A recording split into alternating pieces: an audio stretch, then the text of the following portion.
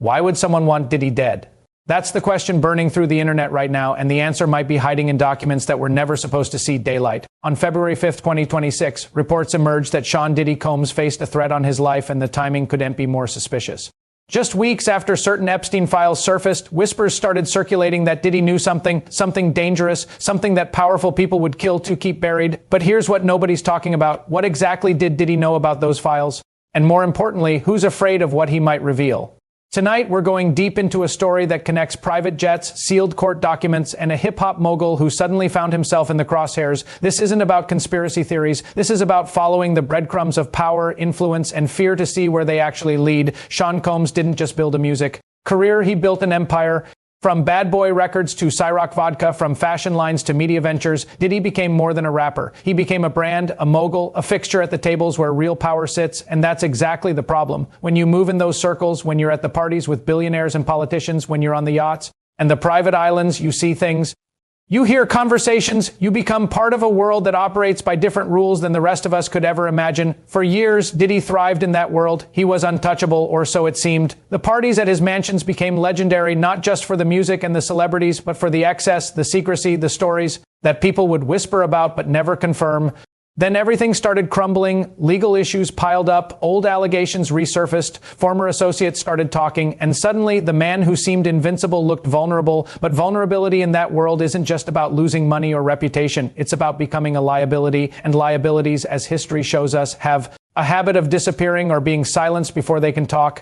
Let's talk about what actually happened with these files. In late 2023 and into 2024, a federal judge ordered the release of documents that had been sealed since 2015. These weren't random papers. They came from a defamation case involving Jeffrey Epstein's operation, his partner Ghislaine Maxwell, and the network of powerful people who orbited around them. When Epstein died in that Manhattan jail cell in August 2019, the official story was suicide. But his death left behind hundreds of questions and a list of names that made some of the world's most powerful people very, very nervous. The documents that got released contained depositions, flight logs, witness statements, and correspondence. Some names were redacted, others weren't. And here is where it gets interesting for our story. Certain entertainment industry figures started getting mentioned in connection with Epstein's social circle, not necessarily as criminals, but as people who were present, who knew people, who attended events. In the world of extreme wealth, these connections happen. Billionaires and celebrities cross paths at charity galas, investment meetings, private island getaways. But when one person in that circle turns out to be running a criminal enterprise, suddenly every connection becomes suspicious, every photo becomes evidence, every flight log entry becomes a potential scandal. This is where things get murky and where we need to separate what's real from what's speculation. Social media lit up with claims that Diddy's name appeared in Epstein documents. Some posts said he was on flight logs. Others claimed he attended specific events. YouTube videos promised shocking revelations about what Diddy knew and when he knew it. But here is what actually happened. Diddy's name started circulating in conversations about powerful men in entertainment who might have crossed paths with Epstein's network. Not because court documents explicitly named him in criminal activity, but because the internet loves connecting dots, even when those dots don't form a clear picture. The rumor gained traction because Diddy was already facing his own separate legal problems. When someone's already in the spotlight for controversial reasons, it becomes easy to pile on additional allegations, real or imagined. People started asking questions. Was Diddy at certain parties? Did he know what was happening? Did he participate, or did he just look the other way? And most dangerously, what does he know now that could implicate others? These questions, whether based on fact or not, created a narrative, and narratives, once they take hold, become their own kind of truth in the public mind. Here's where we get to February 5th, 2026, and the reports of threats against Diddy's life. If, and this is important, if Diddy actually possessed information about Epstein's network, or if powerful people believed he did, that would make him extraordinarily dangerous to those still trying to keep secrets buried. Think about how this works. Epstein's operation wasn't just about one man's crimes. It was about leverage. It was about compromising powerful people, creating situations where they could be controlled or blackmailed. When Epstein died, that leverage didn't disappear. It just became scattered among the people who witnessed it, participated in it, or kept records of it. If Diddy was present at events, if he saw things, if he has information that could corroborate what victims have said or implicate people who have so far avoided scrutiny, then he's not just a celebrity with legal problems. He's a witness. He's a potential threat to people with billions of dollars and immense power who have spent years making sure their names never appear in these conversations.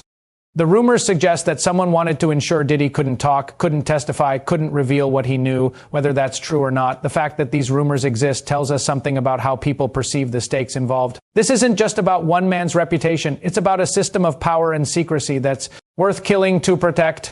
Step back from the headlines and the viral posts for a moment. What's really happening here? We're watching a pattern that repeats throughout history. When scandal threatens to expose powerful people, the story shifts. Sometimes the focus moves to one individual who becomes the scapegoat. Sometimes potential witnesses face pressure, threats, or worse. Sometimes the truth gets buried under so much misinformation that people stop knowing what to believe. The Epstein case showed us that extreme wealth and connection can delay justice for decades. It showed us that powerful people protect each other until the moment when protecting someone becomes more dangerous than letting them fall.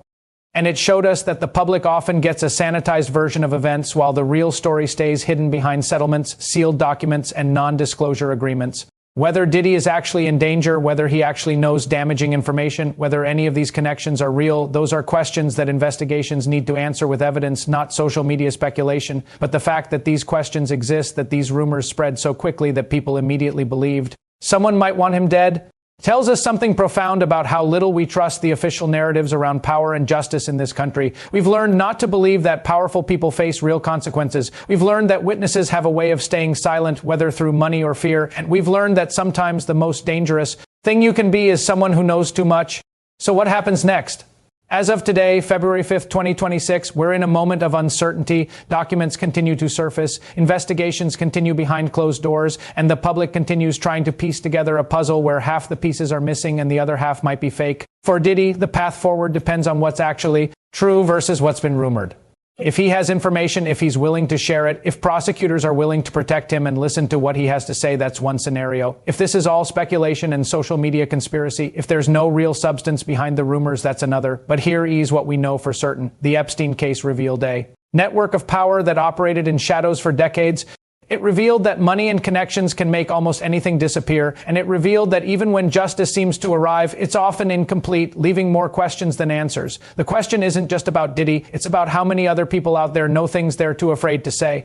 It's about how many documents remain sealed, it's about how many victims still haven't been heard, and how many perpetrators still walk free. This story isn't over, it's just beginning to reveal itself, and whether we get the truth depends on whether enough people demand it, whether witnesses are protected, and whether the system that failed for so long can finally deliver something resembling justice. Until then, we watch, we question, and we refuse to accept easy answers to complicated questions.